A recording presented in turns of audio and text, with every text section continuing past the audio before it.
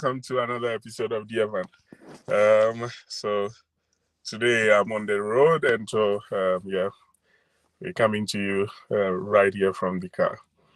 And so I just have a few reflections I will be sharing with you today.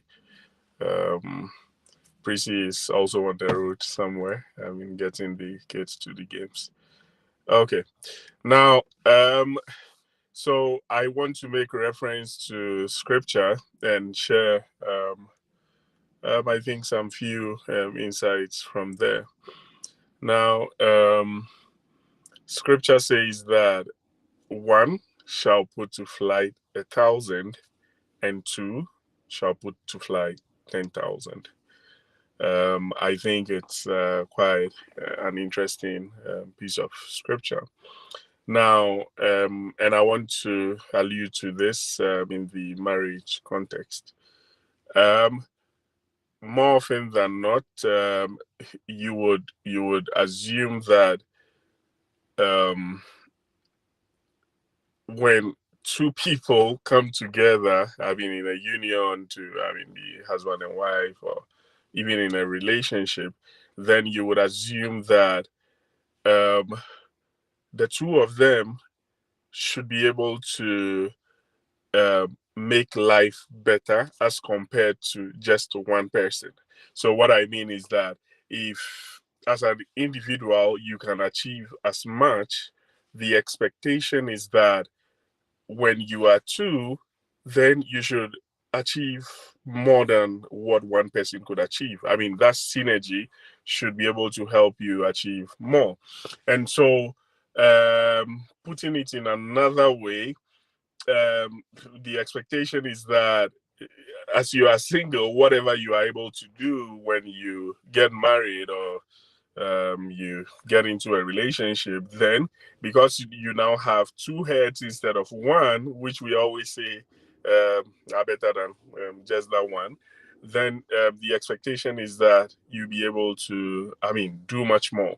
And the math here is more of geometric progression instead of an arithmetic progression. So instead of having to be able to achieve double of what one person would achieve, it's more like 10 times what one person would achieve. I mean, if you get things right. And so I want us to reflect on these. I mean, if you are in a relationship or you are married and it looks like it is rather getting you to do less than you would have done as an individual, then it calls for serious introspection and serious review. You will need to really have a word with your partner to set things right. I mean, because Solomon also said that two is better than one because they have a good reward for their labor.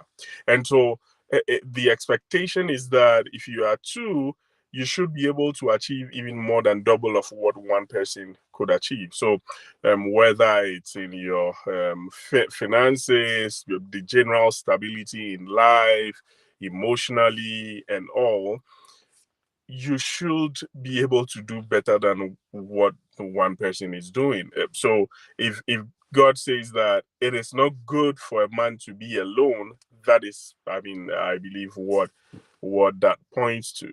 Because if you have the right partner, then the assumption is that you do way better than what one person or what you would have achieved as an individual. And so just look into your relationship, look into your marriage, and ask yourself this question: are you really doing better than you were doing as an individual? Or is there something that is really drawing you back and preventing you from really achieving whatever you're achieving? So, by pointing back to that scripture, it says that, I mean, to Solomon's scripture, it says that two is better than one, for they have a better reward for their labor. What it means is that if you check and it looks like no, you are not doing better as a couple than what you would have done as individuals, then it is very likely that not all two are laboring, because they will have a better reward for their labor, not for one person's labor. And so it might mean that only one person is putting in all the effort, only one person is putting in all the time. And so you might have to really, really have a review, have a frank talk. I mean, what are we doing wrong? Or better still, what else can we add to it? What better can we do? Because I think it would be quite a sorry state to be in if you take a good look at your life and you realize that being in a relationship or being together with a marriage partner or your spouse is rather causing you to retrogress in all spheres of life. I mean, it will really be a very sorry state to be in. So, I mean, this is more of a call for reflection, a call for a very good review. Look into your lives and figure out. I mean, what were we doing better when we're single, and it now looks like as we are married, it is it has rather gone down south. So take a look at it. It could be any sphere. I mean, it could be your career, it could be your relationships with other people, it could be finances, it could be your emotions, it could be your health, your general well-being. So take a look at it. What should you have had multiples of because you are two, and rather you only you actually having less than you were having as an individual, because the expectation is that one shall put to flight 1,000 and two shall put to flight 10,000, or two people it's definitely better than one because you have a good reward for your labor. I mean, that Ecclesiastes scripture is very interesting. Later on, would really take a deep dive into that. But in summary, all that I'm saying is that we expected to do, I mean, better with a spouse or in marriage than we can do as individuals. And so if that is not the case, then you need to really do a very good diagnosis. Now, case in point is assuming that as a man, say you earn 10,000 whatever currency, yep, and you pay rent for say 1,000 of that same currency. Now if you now get married and you have a spouse who is also helping with the labor, remember, and it would mean that now effectively you guys have let's say that spouse is even bringing in 7,000 of that same currency. Now, if you were paying 1,000 of that currency into rent, it means that now, when you take out that 1,000, effectively you have 16,000 of whichever currency it is.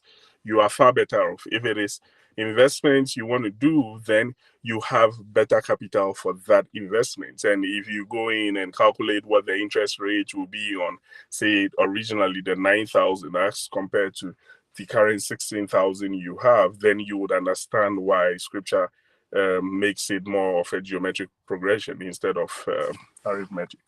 So in all spheres, I mean, however you look at it, if you're trying to maybe buy a house, or you're trying to build a house, or you're trying to buy a car, or you're trying to even take a trip, or whatever, it is always better if all two people are helping out to make things work. And so effectively, two people should be better than one. But if after marriage or after you get into a relationship, you rather see that um, instead of that, whatever 16,000, that should effectively be what you have. But now it seems that you always have like just 2,000. Then it means that um, the money is leaking somewhere because someone is not really focused on what you can achieve together, and maybe is making very ridiculous demands and so on and so forth. And so it should be a concerted effort by two people who would say that we got this. Let's push for it. Let's push to make life better for us than it was when we were individuals. So I think that, I mean, if you look at it in different spheres, it should always be a case of we are better off because we are two people and we are all putting our hands to the meal, and we all trying to make it work. And so um, reflect over your relationships, reflect over your marriage, and if you think that it was better as a single person than now that you are married, then there is something wrong, and you really need to look at it and try to get it work. In a similar fashion, I would say that sometimes it's also a very wrong mindset we enter into marriage with, and we've been talking about mindset a lot because it is actually the foundation. I mean, of a good marriage. Now, it could be I heard someone ask, so someone's husband was complaining that the wife was asking that over all these years that I've been married to you, what have you done for me? Right out of the door, that is a very wrong way to look at it. So if you have a spouse asking, after all these years, what have you done for me? That is where the problem is, actually. When you come together to get married, it is not one person going to labor to help the other out. There might be situations where you will need to help someone out of a certain situation so that the person gets to a point where the person, he or she, can also support the family. That's different. But it is not a case of, okay, um, yes, it is your duty to take care of me. It is your duty to, I mean, uh, do everything for me, clothe me, feed me, shelter me, everything. When it happens like that, what actually happens is, going back to Pastor Solomon's scripture, then it wouldn't be two is better than one because they have a good reward for their labor. It will be two, um, I mean, it's better than one because they have maybe not as good reward for one person's labor. It would only be one person who is putting in the effort to make the marriage work and to make the relationship work. So I think this calls for very good reflection.